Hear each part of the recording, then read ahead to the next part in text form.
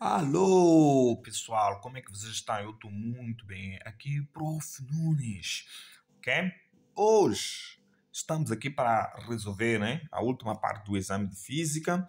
Vamos dar a nossa continuação. Espero que seja mesmo a última, e vai ser a última. O número 72 diz assim: um gás ideal está confinado em um recipiente de aresta igual a, temos aqui a nossa aresta, 0,5 metros. A pressão exercida sobre as paredes do recipiente corresponde, dá-nos a pressão, que é de 59.760 Pascal. Sabendo que a sua temperatura do gás é de, então dá-nos aqui a nossa temperatura, 300 Kelvin. Determine o número de moléculas contidas no recipiente. Querem um número de moléculas, o valor N. Considere, aqui temos R, que é constante universal de gases, 8,3, temos aqui joules por mol Kelvin, não é? Então, nós aqui vamos usar a equação universal, nesse caso, aquela equação dos gases, que diz que a pressão vezes o volume é igual ao número de moles vezes constante universal de gases vezes a temperatura. Então, se nós queremos o número de moles, como é que vamos fazer? Vamos pegar essa parte aqui, passar para outro membro, né? Então, vamos ter pressão vezes volume sobre constante vezes temperatura. Sim ou não? Agora, só que nós não temos volume, 0,5 é a resta. Só que dizem que aqui a resta de um cubo, né? Como é que nós calculamos o volume de um cubo nesse caso? O volume de um cubo é igual a resta ao cubo. Sim ou não? Então, o volume de um cubo será a resta, nesse caso, 0,5, mas sempre é bom ver se as unidades estão no sistema internacional. E estão no sistema internacional. 0,5 ao cubo dá 0,125 metros cúbicos, não é? Agora sim, já vamos calcular o valor de N, que é pressão. Temos aqui 59.760 vezes o volume, que é de 0,125, dividido por 8,3, vezes a temperatura, que é de 300. Olha, vamos cortar este zero com este zero. 0,125, na verdade, é 1 sobre 8, né? Isso aqui é 125 sobre 1000, vai dar 1 sobre 8. Então, nós vamos ter aqui 59,76. Aqui, vamos ter 1 sobre 8. Então, vamos ter 8 vezes 8,3 vezes 30. Então, o número de moles vai ser 5.976. Se formos a multiplicar 8 vezes 8,3 vezes 30, isso vai dar 1.992. E o número de moles, se formos a dividir 5.976 por 1.992, dá 3. Então, a resposta dá 3. Nesse caso, a alternativa correta é a alternativa A. Então, vamos para o número 73, que diz assim: o gráfico ao lado, este gráfico, representa um processo cíclico e que é submetido a um gás ideal. A opção que aparece, a correspondência das etapas. 1, 2, temos aqui 1, 2, depois 2, 2, 3 e 3, 1. Com as suas respectivas denominações. Então, temos aqui isoprocessos, né? 1, 2. Então, o que acontece? 1, 2. 1, 2, veja que o volume é constante. O volume é constante. De 1 até 2, o volume é o mesmo. Então, é isovolumétrico, não é? Então, pode ser opção B, opção C ou opção E.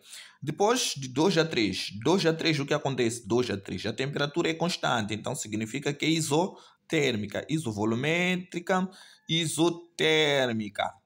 Isovolumétrica, isotérmica. Então, acaba sendo a alternativa C. Estamos juntos? De crer que eu vou admitir. 3 de 1, tanto faz. 3 de 1. 3 de 1, o que acontece aqui? O volume e a temperatura são diretamente proporcionais, não é? Então, é isobárica. Isso aí. Então, vamos lá para 74, aqui dizemos que é a alternativa C. 74 diz assim: uma amostra de gás de hidrogênio ocupa volume de, temos aqui o volume 0,15 litros, a uma pressão de 0,5, então vamos lá, volume, nesse caso volume 1, que é de 0,15 litros. A uma pressão 0,5 atmosfera e temperatura, nesse caso temos aqui a temperatura 1, 300 Kelvin. Qual será o volume aproximado ocupado por essa amostra? Nesse caso, temperatura 2, 293 Kelvin, mantendo-se a pressão constante. Qual será o volume? Querem volume 2. Sabendo que a pressão é constante, eu não vou me preocupar com esse 0,5 atm aqui, visto que a pressão é constante. Então, se a pressão é constante, nós estamos aqui perante isoprocesso, isobarco, né? É isobarco. Então, volume 1 sobre temperatura 1 é igual a volume 2 sobre temperatura 2. Se a pressão é constante, volume e temperatura são diretamente proporcionais. Então, nós queremos volume 2. Como é que eu vou achar volume 2? Volume 2 vai ser volume 1 vezes temperatura 2 sobre temperatura 1, não é? Daí que volume 2 será o valor de volume 1, que é de 0,15, vezes temperatura 2, 293. Tudo isso dividido pela temperatura 1, 300. Se nós formos a calcular tudo isto aqui, 293 vezes 0,15 dividido por 300, quando é que dá isto? Quanto dá? Porque, veja só, 293 é aproximadamente 300. Estamos juntos? Será? Mas é. Estamos juntos. 293 para 300 não é muita coisa assim. Porque se nós formos a calcular isto aqui, o volume 2 vai ser aproximadamente igual a 0,15 litros. Estamos juntos? Ok? Vai ser 0,15 litros. Então, acaba sendo a alternativa E. Vamos lá. 75 diz assim: em relação ao estudo de gases. Em relação ao estudo de gases. Depois diz assim: qual das representações é falsa? Qual das representações é falsa? Ok? Então nós temos aqui pressão, volume, né? Temos aqui a relação entre pressão e volume, temperatura constante, são inversamente proporcionais, pressão e o volume, e o gráfico aqui é uma curva, não é? Então, essa curva, isso aqui não é falso, não. Então, vamos para B.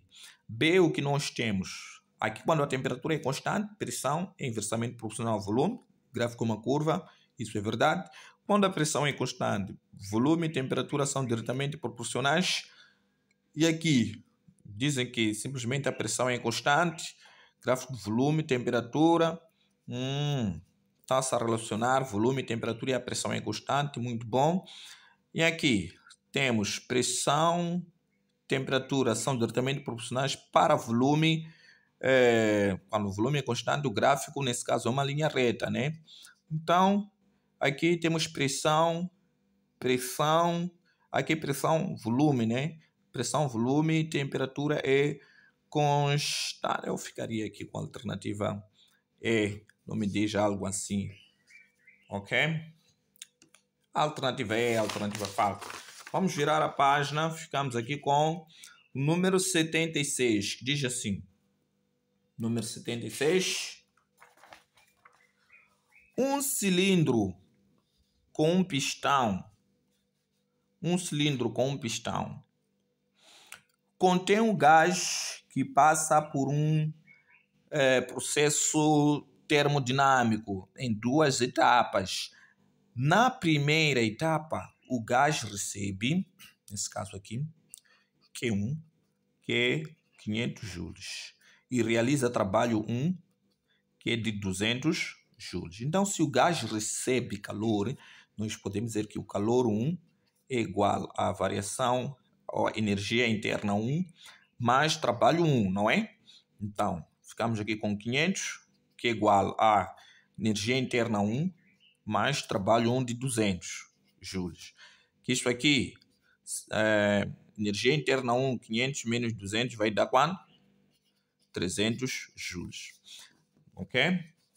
Energia interna 1. Na segunda etapa, o gás perde 300 joules, ok? Então, perde 300 joules de calor e o trabalho realizado sobre o gás é de, né? Trabalho 2, 100 joules. Então, se perde, quando ganha, nós temos aqui, quando o sistema recebe o calor, uma parte será para energia interna, outra para realizar trabalho. Agora, quando perde, o que acontece? Quando perde, a relação é outra. Então, calor 2 será calor 1 menos aqui calor 2, aqui energia interna 2, trabalho 2, né? O que é isso, professor? Não é? Então, aqui quando ganha, fica mais. Quando perde, na fórmula fica menos. Então, calor 2, nesse caso, 300 joules, né? Aqui nós temos 300, que é igual a energia interna 2 menos trabalho, que é de 100. Então, como que eu vou achar energia interna 2? Vou passar o menos 100 para outro membro, fica 100 mais 300, vai dar quanto? 100 mais 300 dá 400, né? 400 joules. Agora que eles querem variação da energia interna. Sim, qual é a variação da energia interna no gás, né? Do gás no final do processo. Então, nós queremos aqui a variação da energia interna. A variação da energia interna vai ser energia interna 2 menos energia interna 1, 400, menos energia interna 1 e 300, né? Que isso aqui vai dar 100 joules. Então, é assim como que nós resolvemos. Vamos passar para outro exercício. Durante o processo de expansão adiabática, um gás ideal recebe 10 kJ.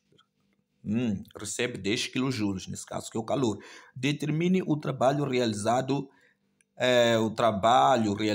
por este gás. Então, numa expansão adiabática que não é um isoprocesso, o que acontece?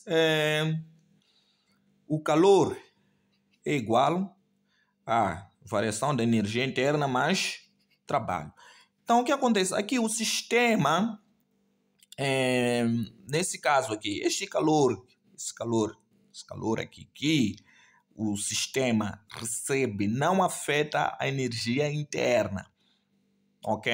A energia interna permanece constante numa expansão adiabática. Não há alteração da energia interna. Pode alterar a pressão, pode alterar o volume, mas a energia interna não altera. Isso aqui vai ser zero.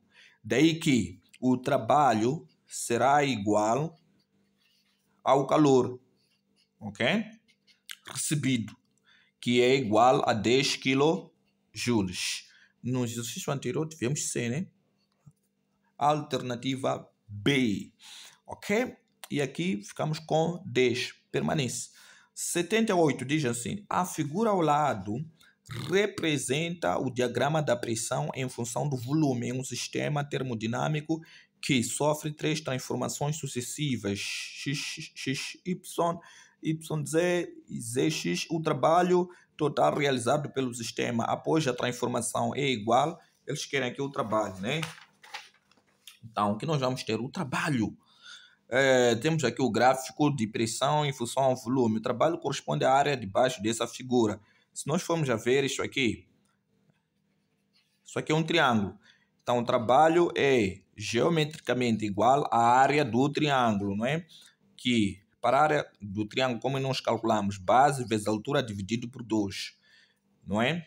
Então, o trabalho será igual. Qual é o valor da base aqui? Base é essa diferença, tá vendo? Daqui até aqui. Se nós temos aqui 0,4, aqui 0,6, 0,8, aqui 1, 1,2, aqui antes 0,2. Então, para nós acharmos a base, vamos ter que subtrair 1, que é 1,0, menos 0,2, vezes a altura, nesse caso, essa variação, né? De 6 vezes 10 elevado a 5 menos 2 vezes 10 elevado a 5. Então, 6 vezes 10 elevado a 5 menos 2 vezes 10 elevado a 5. Tudo dividido por 2. 1 menos 0,2 dá 0,8, né? 0,8 vezes 6 vezes 10 elevado a 5 menos 2 vezes 10 elevado a 5. Isso aqui vai dar 4 vezes 10 elevado a 5 sobre 2. Então, nós simplificamos 2 com 4. Aqui 2 vezes 0,8 dá 1,6 vezes 10 elevado a 5 joules. Nesse caso, a alternativa correta é 79. 79 diz assim: uma esfera de massa igual a 0,2 está presa em uma mola cuja constante é de... Nos dão aqui o valor da constante 0,8, aqui π ao quadrado, né? A mola é afastada, mas antes disso, a resposta eu já vou assinalar aqui, antes que cortem esse vídeo aqui a qualquer momento, podem cortar. E o número 80, alternativa C. Estamos juntos? 79, alternativa D. 80, alternativa C. Então, vamos lá. A mola é afastada a 3 centímetros da posição de repouso e é solta. O conjunto massa-mola começa a oscilar em MHS. Desprezando as forças dissipativas, determine o período e amplitude, né? Essa distância, nesse caso de afastamento, é a nossa amplitude, 3 centímetros. Amplitude, 3 centímetros. É só dividir isto aqui por 100, não é? Para converter para metros, vamos ter 0,03 metros ao quadrado. Então, como é que nós calculamos o período? O período é 2π raiz quadrada da massa sobre constante, não é? 2π raiz quadrada da massa, que é de 0,8π ao quadrado, sobre constante, que é de... a massa, não é isso? A massa é 0,2, né? A massa é de 0,2 kg, constante é de 0,8π ao quadrado. Então, se nós formos a resolver isto aqui, se formos a dividir 0,2 dividido por 0,8 vai dar 1/2 isto aqui. Vai dar 1/2, porque isso é 2 sobre 10. Aqui é 8 sobre 10, cortamos 10 com 10, ficamos com 2 sobre 8, vai dar, nesse caso, 1/4, né? Que é 1/4. Isso vai dar 1/4 de π ao quadrado. Raiz quadrada de 4 dá 2. Raiz quadrada de π ao quadrado dá π. Então, ficamos com 2π vezes 1 sobre raiz quadrada de 1/4, dá 1/2. Então, 2π. Corta, corta, vai dar 1 segundo. Então, nesse caso, ficamos com a alternativa D. Eles querem o período e amplitude, né? Número 80. Diz assim: um corpo está em MHS, como ilustra o gráfico.